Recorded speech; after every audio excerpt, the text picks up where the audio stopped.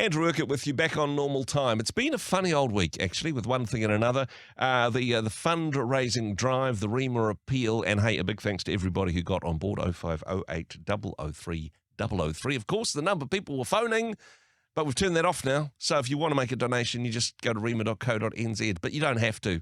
You can just enjoy the rest of the program. John Cowan joins me on the show. Thank you for your donation, John. Thank you for the contribution that you regularly make to the show.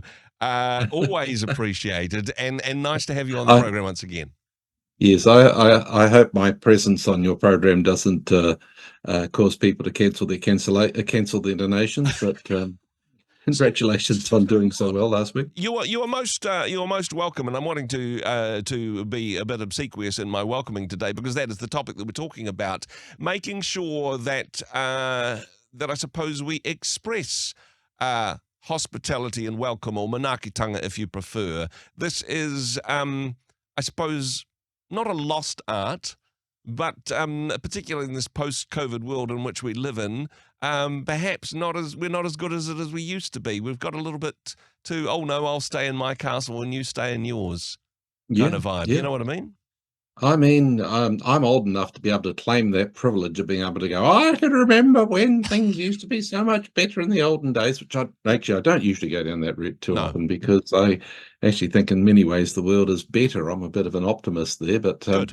As long as I don't confront facts that actually contradict my false impression of the world. But anyhow, one of the things I do remember is a time when hospitality was far more widely practiced. My parents were always having people at home. Yeah. We'd often be extras around the table, family, cousins and friends, and even strangers. They'd be there at the table. And I mean, I've known people that have gone out and bought new lounge suites because they're having people around.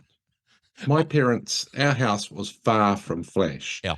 And this is the thing. I think people are now very afraid of what are people going to think of their house? Yeah, totally. They're scared of that criticism that they imagine is going to be there.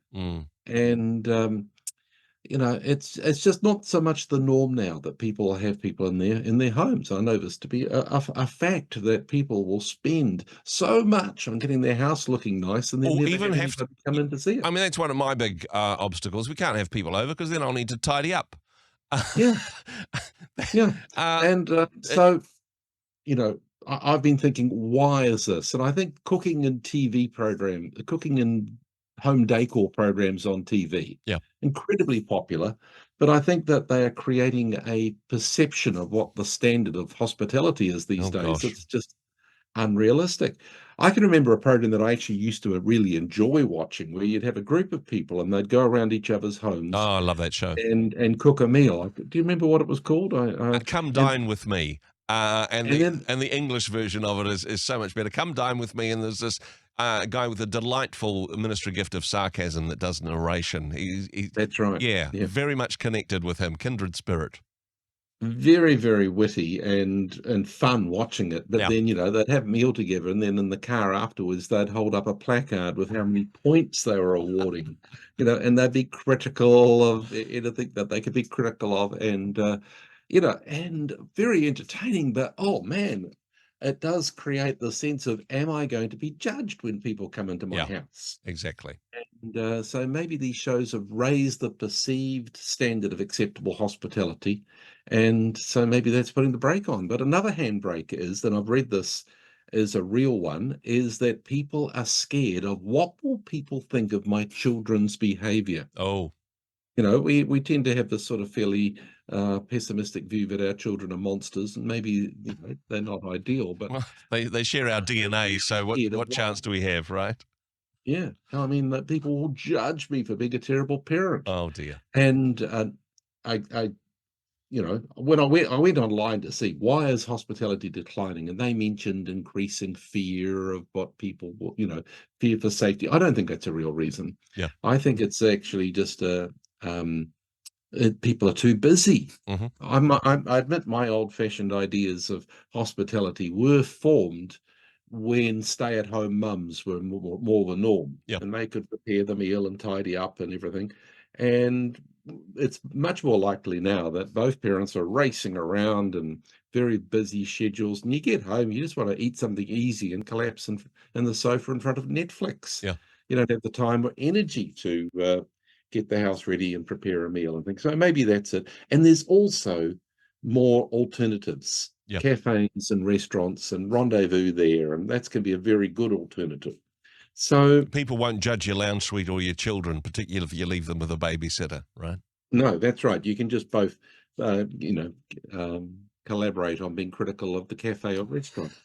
And perhaps just one final reason I'll put out there is that just people don't know how to be good hosts now that Yeah.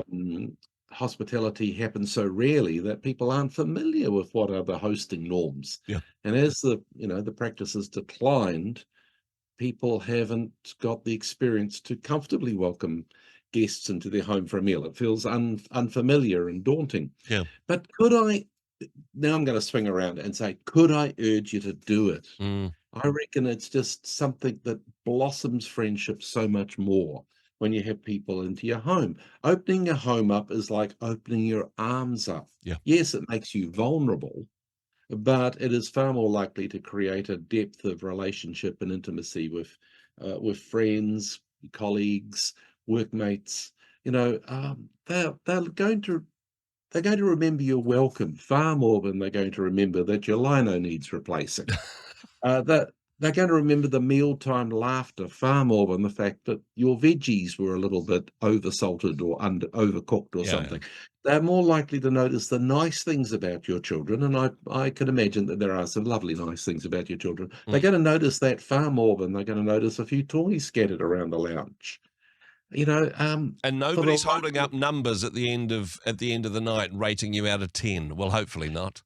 Yeah, I've found that that's not a good thing to do, in the times that I've done it. So it's not likely, probably not gonna happen very Very often. unlikely, yeah. Do you think this is Hey, in some ways, this is a cultural thing? And by cultural, I mean that that Western culture in particular is pushing in the opposite direction. Whereas, I mean, it's something we're talking about later this hour. Samoa Language Week this week. There's certainly people who are a part of New Zealand society that get hospitality, that see it not just as a cultural value, but see the benefit of it, mm, perhaps more than others. Do you think? it could definitely be so. Um, I mean, Western culture, we're drifting towards isolation and individualism, Yeah. and maybe other cultures not so much. But I think that it can be so much, it can be so good. You will be such a blessing Yeah. to lonely people that maybe just eat on their own every night, and to be invited into your home circle with all the chaos and mess and everything like that. They will just love it. I mean, Honestly, they John, I think really will. that can be part of the blessing. My wife has a different opinion than this, but but anyway, I think that if your house isn't perfect, that if your house isn't necessarily as tidy as it could be, if you don't have that pristine lounge suite, it's actually it's relaxing to other people. They don't Yeah. feel like they need to compete anymore because your home is a bigger mess than theirs is, so they feel better Oh, about themselves absolutely. already. I assure people when I go, if people ever apologize for the state of their house, if they're foolish enough to invite me in, I usually just say something like, I'm mess blind. I can't see it. Yeah. And and also if I'm at someone's place and the place is nice, I actually compliment them. I say, look, probably this is the way it normally, I Yeah. know that usually people go make a lot of effort when people come. So I really appreciate it, because they do muck around and clean up the place Yeah. and change the toilet rolls It and is a things like good that. excuse to tidy the house as well. You know, jokingly, I said beforehand, well, the problem with inviting people over is you need to tidy the house. But sometimes the house does need a good tidy. And what Yeah. better excuse than inviting people over that you want to impress? Why not? Yeah. I know. Look, you are going to be this is such a nice thing to do. I mean, for backpackers that get invited into a home, Wow. your average meal is going to be one of the highlights of their overseas trip. Yeah. When you invite your kids' friends to stay for a meal and they're looking awkward and uncomfortable, and your own kids are dying of embarrassment. But honestly, it is one of those things that really steps kids towards maturity and knowing how to handle themselves with adults. Yeah. And please don't forget the poor angels. In Hebrews 13:2, it says, be not forgetful to entertain strangers, for thereby some have entertained angels unawares. Yeah. For some of those angels, they've been eating at McDonald's for so long because no one invites them home anymore. The golden arches and the pearly gates. Since they had a home-cooked meal. Exactly. And hey, I'm sure the angels aren't judging the state of your lino and all that sort of thing as well. John, some Instead, wonderful... I'll put in a good word for you, and some of us will need that. Exactly. We could all do with a good word, and certainly a good word from you today.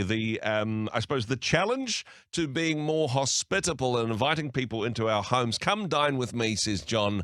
Invitation accepted. Thanks for being on the program today. Cheers. Hey, thanks very much for joining us in the Rhema studio. Thanks very much for watching the interview.